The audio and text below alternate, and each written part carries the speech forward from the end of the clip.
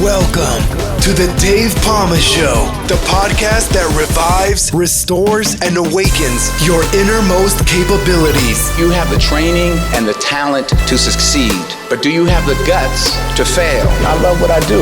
When you love what you do, you want to be the best at it. Today is about the power of you. You will change the world. Find your path to success through the journey of those who have succeeded. And now, your host, Dave Palma.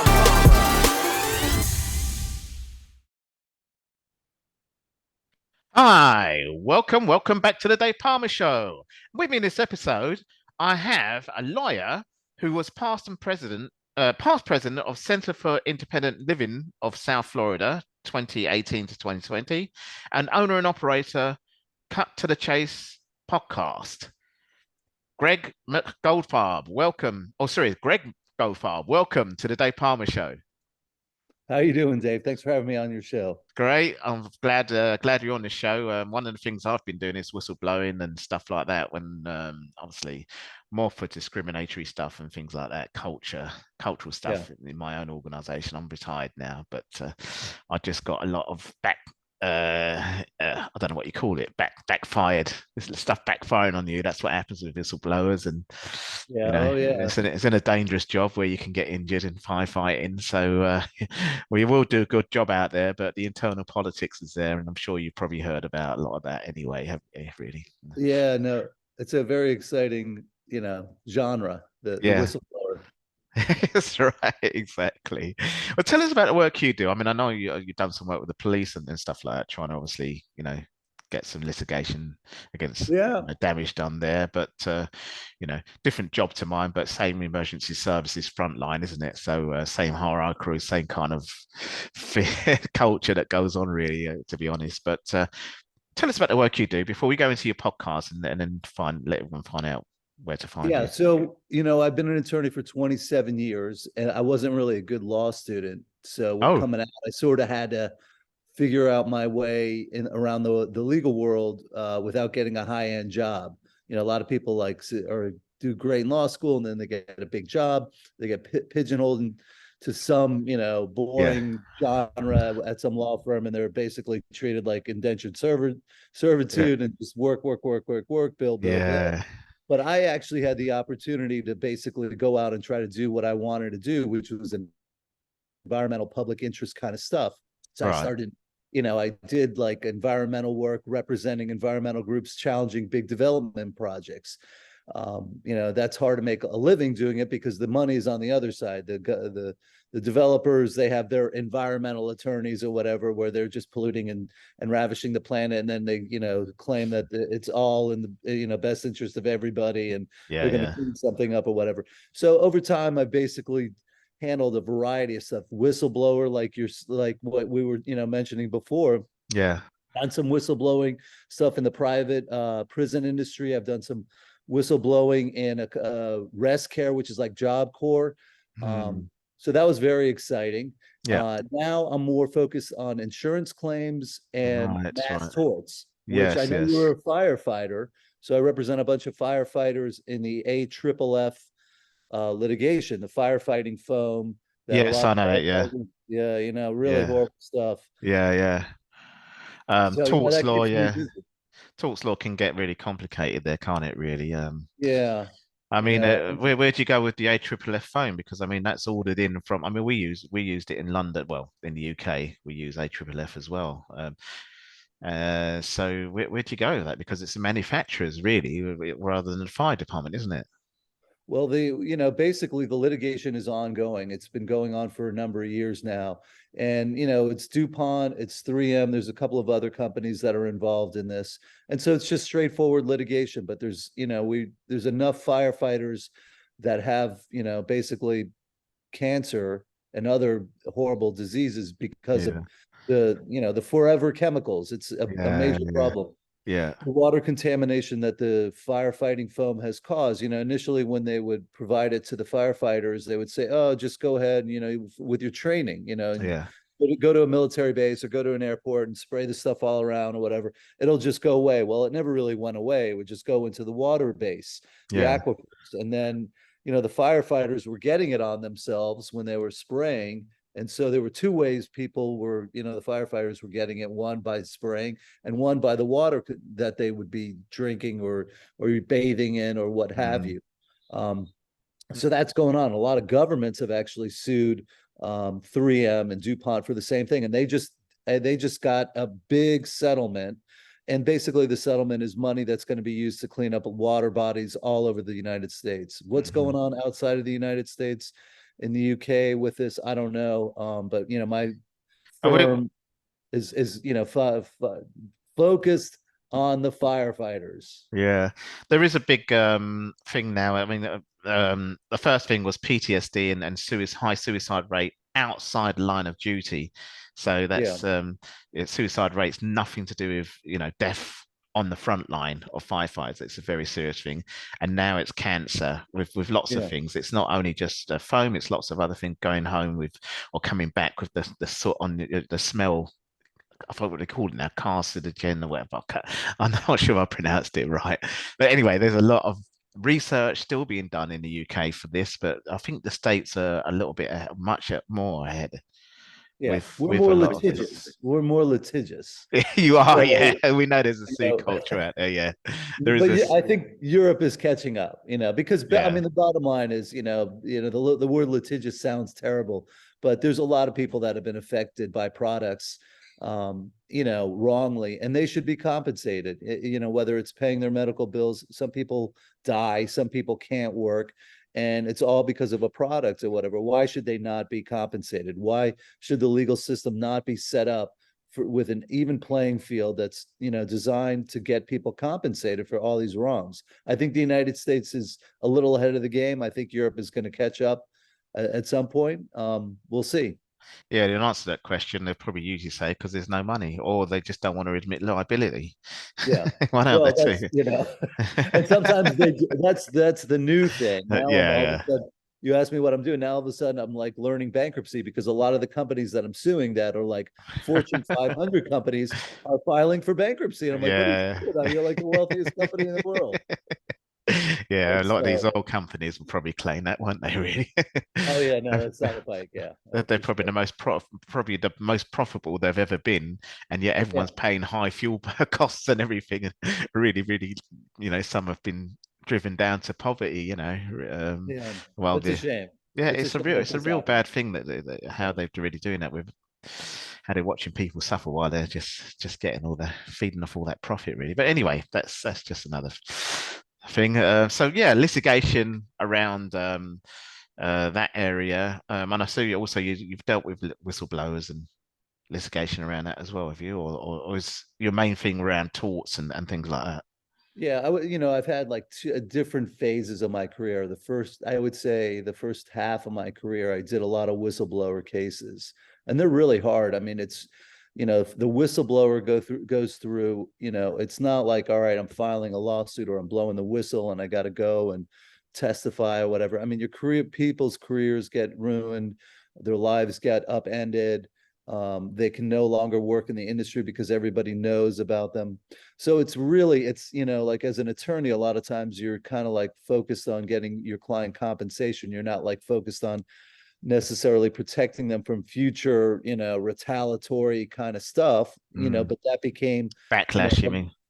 Yeah, that became part of the process or whatever. And, it's just, you really got to be laser focused on, if you're going to do whistleblower, law, you have to really be prepared to, walk people through things and, handle basically their life and how it plays out after the whistleblowing. And oftentimes it's not pleasant. And no.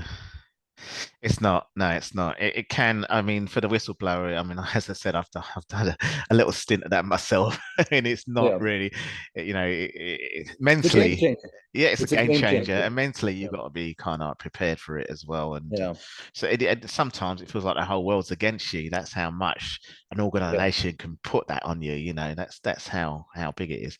I think I remember seeing a film called The Whistleblower actually, and then there was like images of him seeing like TV. Images coming from the TV of they're going to get him and things like that. I think it was, and he's like, it was a real One day you're a whistleblower, the next day you got PTSD because of whistleblowing. Exactly that. Yeah, Exactly. it's a shame. It's a shame that whistleblowers have to go through that because you Yeah. guys and gals are doing a major, service, Yes. public Yeah. service for the world and the Yeah. country and wherever, and then you get shit on. I know I'm not allowed to use that kind Yeah. of No, no, verbose. that's allowable. That's allowable. I think I can. I don't think YouTube or Spotify will, or iTunes or Apple, sorry, will take me down for that. So Yeah. it should be all right. Yeah. So yeah, that's my. I'm on the receiving end of people you protected. Really, did you do much work with the trade unions? I mean, I was a trade union rep, and I studied a politics degree with the help of them, and believe it or not, with my organization as well. Yeah, no, I never. The closest that I got is I actually represented a whistleblower who was part of the Police Benevolent Association in Mm, Florida, and right. he blew the Okay. whistle successfully Oh. on the private prison industry. Um, and we got a horrible result in court. So he actually Oh. blew the whistle. The government picked up on it, did an investigation, recovered $25 million that the private prison industry billed to the state of Florida improperly. Mm, And my client should have gotten a bounty. I mean, that's what the law is designed to do. And we got a horrible result. And it was very disappointing or whatever. And, fortunately, I think he had, thick skin. He could, he could yeah. handle the loss. It was hard to explain losing on, technicality. When you actually did blow the whistle, recovered, got the government the money back, and Yeah. then you don't get your bounty because of some stupid technicality. Yeah. Well, like you say, I mean, you almost are destroyed. You've got to be prepared prepare for it. Really, I Yeah. did a lot of ducking and diving, to be honest, and collecting stuff and making sure that I knew a lot. Had to read up. As I said, I studied politics, and I just had to go in that area of organizational politics and see how that would happen. But it all really got to me having to do my own hard work. It's just not Yeah. easy. It's not easy out there, really. But yeah, good guys like yourself, you take the time to take that pressure off them a bit, don't you? Really? Yeah. Well, listen, hopefully I can. Hopefully I have. Yeah. Yeah. Well, can still. I mean, if you've done that Can't work, you say can it. still do it again, can't you? Really? Yeah. Listen, I'm still kicking. You know what I'm saying? Yeah. Yeah. Well, so you're still based in Florida, are you? I'm based in Florida and I, spent a bunch of time in Massachusetts, but Mm. yes, I prefer to say that I'm from Miami than Florida. Yeah, I've been to Miami Florida, before, actually. Yeah, well, South Beach, South Beach, the exactly. tourist area where the You're celebrities hang totally out. yes. Yeah, yeah. In fact, I went to that area where the celebrity high street was. Just off the beach a bit. Yeah, no, I spent a lot of time there, and that's quite a place too. But Yeah, it is. It is. Yeah, Florida, I don't know, is a little bit, quiet. well, it's not quite, yeah, making a lot of news or whatever. Oh, But is it? All right. Okay. yeah, I didn't. no, in the political spectrum, with the Oh, books, oh, okay. Yeah, yeah. just there's a Oh, lot yeah. That's going on. right. Yeah, We that's don't right. want to get into that. No, you don't really want to get into that. Yeah, I don't really want to start talking about Donald Trump or yeah. anything like that moment. That's all right. So that's why I say I'm from Miami, not from Florida. Ah, okay, yeah, You that's got like it. it's still the same state, but yeah, it's a It different is. thing. It Yeah, it's a bit like is. saying London and the rest of England or something like that. Yeah, yeah, It's exactly, a global exactly. city. It's a kind of different feel, isn't it? Really, but Yeah. I mean, we haven't had our Brexit moment. Miami has not had its Brexit no, moment. I But think maybe I'll start that. Maybe that'll be my next line of work is could be. I think California was talking about that actually. yeah, well, maybe we'll just join in. I mean, I know we're far away, but maybe we can, do some virtual, union or whatever. Miami and Yeah, California. exactly.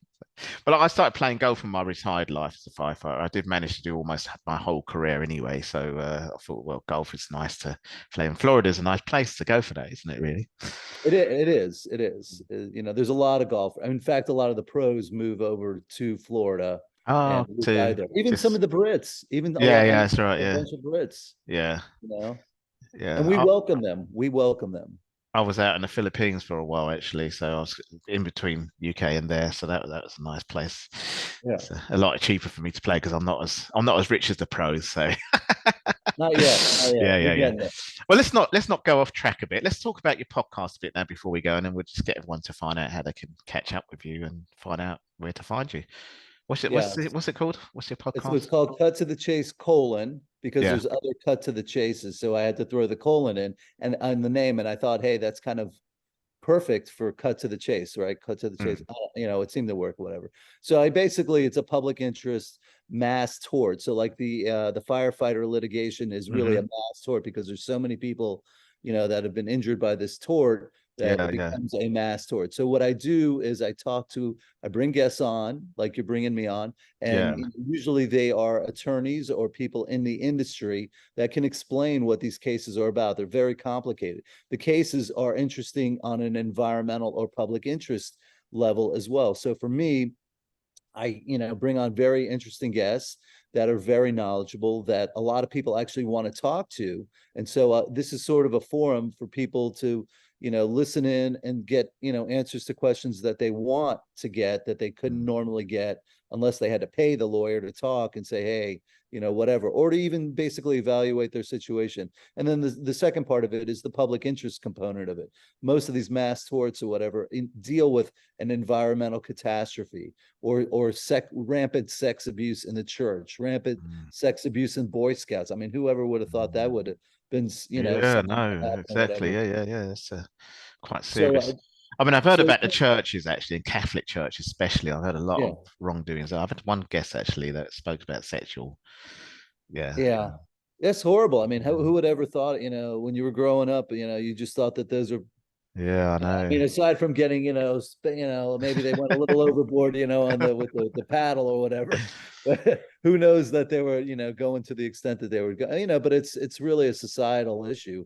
And, the church has got to kind of look deep within and come to understand why it happened, how it happened, why they let it happen. And, because people want church, go to churches for, good reasons, Yeah, yeah, spirituality or whatever, and for that to happen or whatever was really a major public interest issue. So I find those issues interesting. So I said, you know what, Greg, talking to myself, that's what I like to do, talk to me. I said, hey, why don't we do a podcast, bringing people on here to and then I can yeah, actually yeah, learn about these things as well. Sometimes I'm going to do a cryptocurrency yeah. podcast as soon as we're done here, because there have been some court rulings Oh, that are going to have a major impact on cryptocurrencies and the exchanges. So I've got a couple of attorneys that are specializing in that, and they're going to explain what the latest ruling was um, on Ripple, XRP. And yeah, then the SEC, the United States Securities Exchange Commission, has sued Coinbase, which is one of the major yeah. That's right. Yeah, exchanges or whatever. And so, because they're claiming that everything that they're selling is a security and it has to be registered, and none of them, and they're taking the opposite point of view or whatever. So that litigation is going to have a major impact.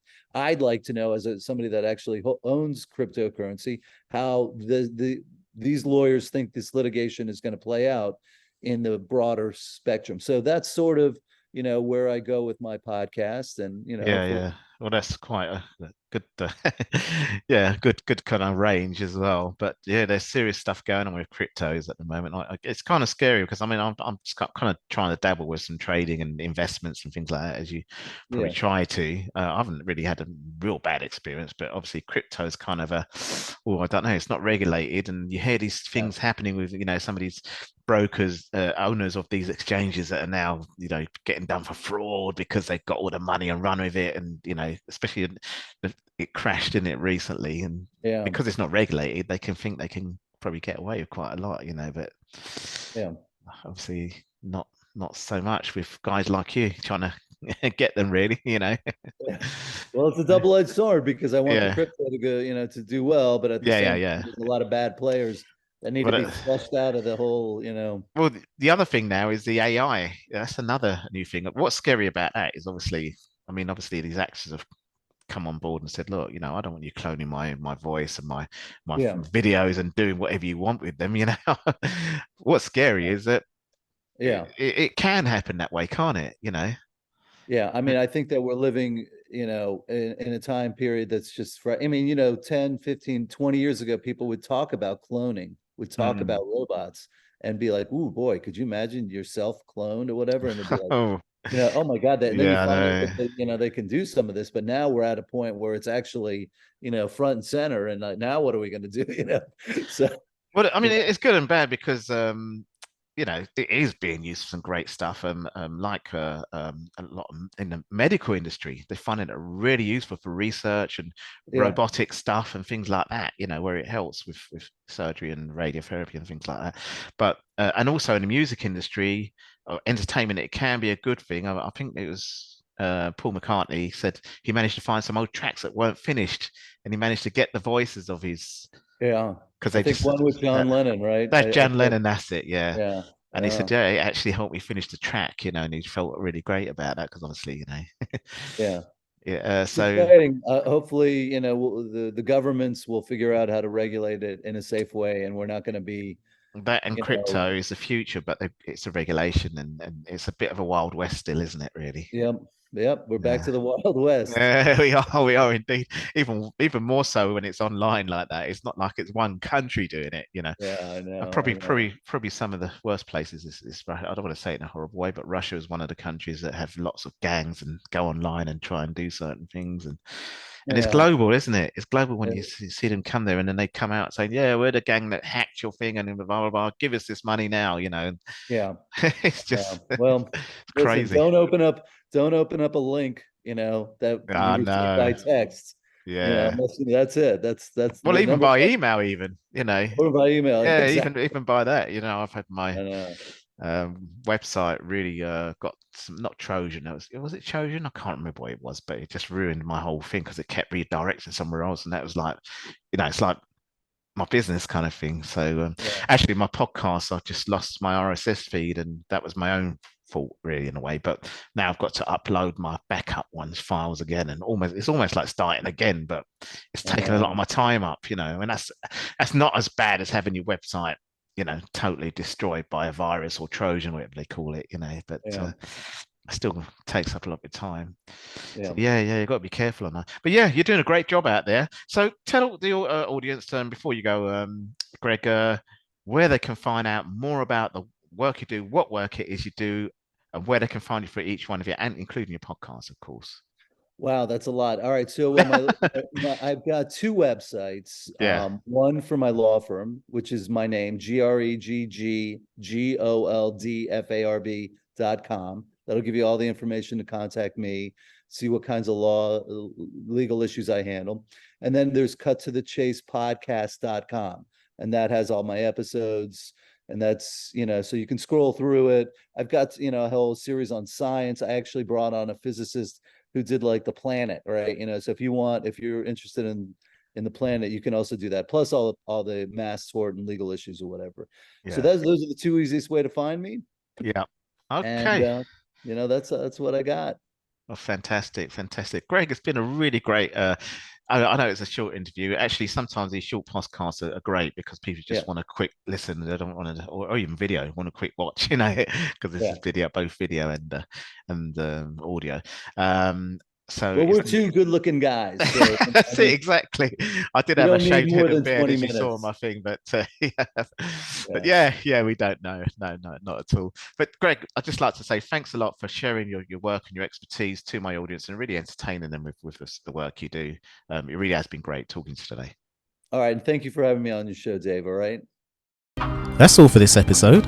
Thanks for listening, and remember, if you want to support what we do, then share, subscribe, and leave a review over on Apple Podcasts, or head over to my website, davepalmer.com, and click on Rate Show. Well, that's all for now, but I'll see you in the next episode of The Dave Palmer Show. Follow us on Facebook, Twitter, and Instagram.